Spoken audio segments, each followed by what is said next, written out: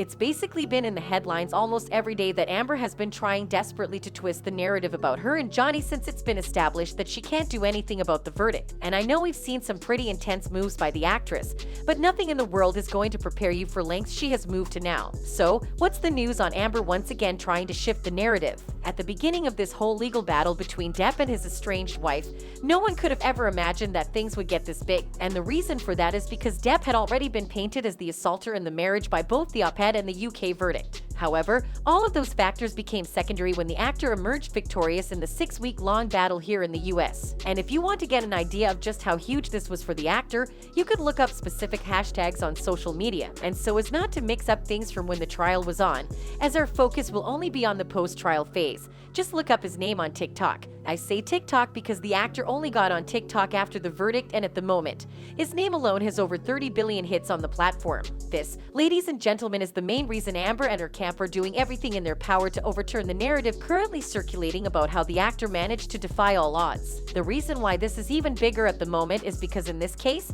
Depp was actually the aggrieved party, as opposed to the aggressor, further making his win more substantial. Because it's always more difficult to come out on top as the aggrieved, but that wasn't able to stop Johnny Depp.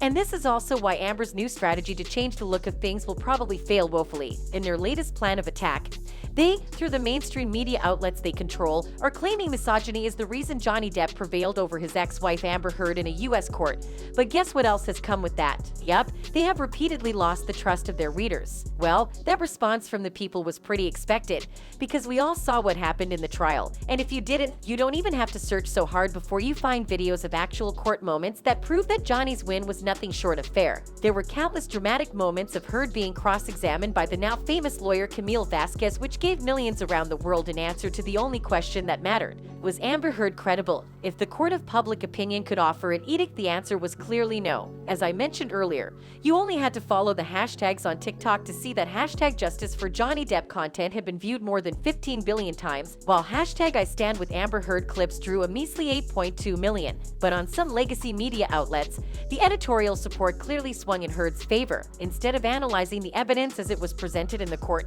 these authors have refused to accept that Heard had lied. This was despite the jury finding that Heard not only lied, but acted with malice when she intentionally spread those lies. There have also been activists operating under the guise of objective onlookers who are seemingly upset because of what this means for their cause. But in reality, they really don't care about Heard, the fact that she's facing bankruptcy, or what commentary her family members might read online.